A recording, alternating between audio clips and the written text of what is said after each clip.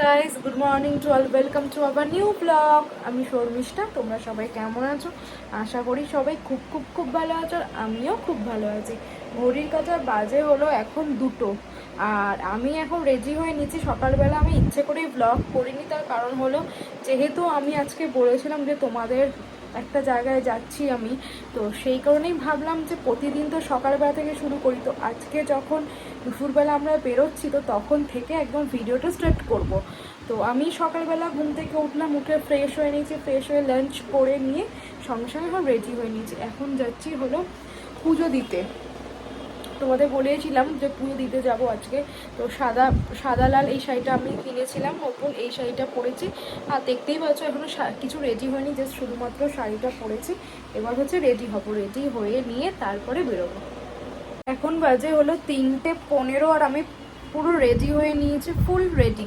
আর কিছু রেডি হবার নেই, এবার ওলাটা আসবে আর আমরা বেরিয়ে পড়বো চক করে। আমি যাচ্ছি, বাবা যাচ্ছি, বাবা আর মামুনি, আমরা 4জনে বেরোচ্ছি। এখন যাবো একটা কাজে, সেখানে কাজ সেরে তারপরে আমি আর বাবান যাব হলো মায়ের কাছে পুজো দিতে। তো আমাকে কেমন লাগছে তোমরা একটু প্লিজ আমাকে জানিও। আর চলো আমি তো আমার পুরো ফুল লুকসটা তোমাদের একবার দেখিয়ে দিই। হলো আমার ফুল লুকস। এই শাড়িটা তোমাকে তো বললাম আমি পুজোর সময় কিনেছি, তো সেটাই পরলাম। পুজো দিতে গেলে দেবে একটু সাদা পাড়ে লাল শাড়ি পরলে মনটা খুব ভালো লাগে, কিন্তু প্রচণ্ড গরমের মধ্যে আমি চুলটাকে ছেড়েছি। যদি খুব গরম লাগে বেরোনো অলওয়ারতে নামার পর, তখন চুলটাকে আমি এবার একটা খোপা বানিয়ে নেব। তখন তো আমাকে আর দেখাননি, এমনিতেও কেউ দেখাননি, অমনিতেও কেউ দেখাননি। তো এখন একটু যাচ্ছি, যেহেতু ওলা করে যাব, এক্সট্রা চালিয়ে যাব, তো স্টাইল মেরে যাচ্ছি। যদি মনে হয় যে খুব গরম লাগছে তখন দেখবো কিছু। আর এইদিকে বেডটাও আমার পুরো ক্লিন করা হয়ে গেছে, আমি আজ সব কাজ তাড়াতাড়ি সেরে নিয়েছি। আর দেখো বাবার আলমারিটা লক করেনি। তো এখন সব কাজ আমার হয়ে গেছে, এখন সব কিছু কমপ্লিট, শুধুমাত্র এখন যাবার পালা। তো চলো বেরানো যাক, বেরিয়ে নিয়ে তারপরে আমি যখন গাড়িতে উঠবো তখন তোমাদের তখন আবার দেখিয়ে দেবো।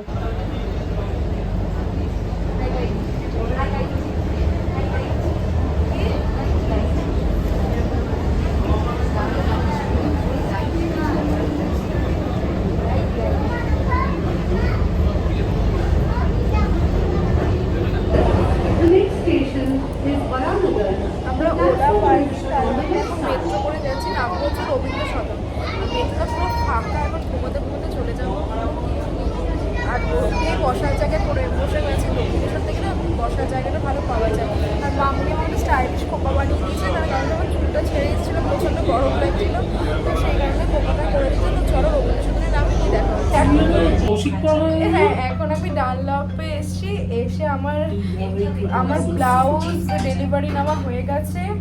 হ্যাঁ, নিয়ে একটা রেস্টুরেন্ট, নতুন ডানলপে একটা নতুন রেস্টুরেন্ট হয়েছে, তো সেখানে এসে দুজনে মিলে খেতে। ও খাবে hot and sour soup veg, আমি খাবো chicken sweet and corn soup. আর কিছু খাবো না, কারণ বাইরে বেশি খাওয়া হয়ে যাচ্ছে, কালকে খেয়েছি, তো আজকে আর কিছু খাবো না। আজকে আমার মন্দিরে যাওয়ার কথা ছিল, সেটা আমি যেতে পারিনি বিশেষ কারণে, সেটা আমি বাড়িতে গিয়ে ডিসকাশন করবো। আর এখন আমি যে রেস্টুরেন্ট হয়েছে, তো চলো পরে দেখা হচ্ছে।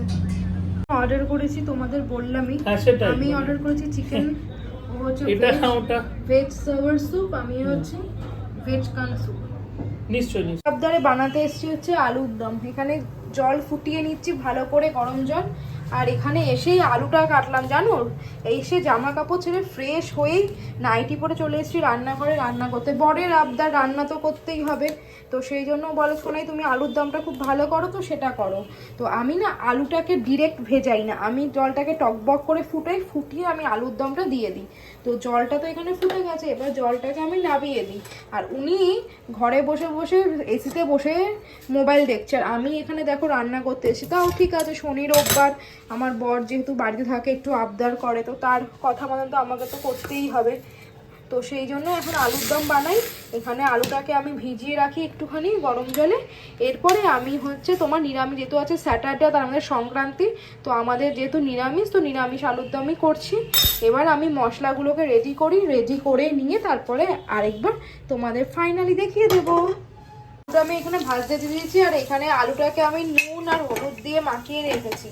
মাখিয়ে রেখেছি। আলুর দমের এইখানে দুপুরবেলা একটু আলু ভাজা ভেজেছিলাম, তো সেটার জন্য না একটুখানি রয়ে গেছে, মানে গুঁড়ো গুঁড়ো করে কালো কালো হয়ে আছে। এমনি কিন্তু কিছুই নাই, ভাজাটা একটুখানি হয়ে যাক, এরপরে আমি মশলা বানাবো। মশলাটা এখনো বানাইনি। এখানে আমি মশলাটা কষাতে দিয়ে দিয়েছি। এখানে ফোড়নে দিয়েছি হচ্ছে 5 ওই কি বলে গরম মশলা, আর একটা তেজপাতা, আর একটা শুকনো লঙ্কা, আর পেস্টে দিয়েছিলাম হচ্ছে তোমার টমেটো, লঙ্কা আর আদা দিয়ে এবার ভালো করে এটাকে এখন কষাবো। কষিয়ে তারপরে আলুটা দিয়ে দেবো। কষিয়ে এখানে আলু দিয়ে জল দিয়ে দিয়েছি, যেহেতু মাখা মাখা করবো একটুখানি মিক্সির বাটি মেপে আমি জল দিয়েছি। এবার এটাকে আমি ঢাকনা দিয়ে ঢেকে দেবো। এবার এটা আস্তে আস্তে হতে থাক, সিমে করে দিয়েছি। ততক্ষণে আমি এই থালাটাকে একটুখানি মেজে নিই, এটাকে মেজে নিই, সব কিছু মেজে নিয়ে তারপরে ঘরে যাব। আমার এদিকে রেডি হয়ে গেছে, আলুর দম রেডি। কেমন হয়েছে জানি না, দেখতে তো বেশ ভালোই হয়েছে বলো, কিন্তু খেতে কেমন হয়েছে এটাই তো আসল ব্যাপার।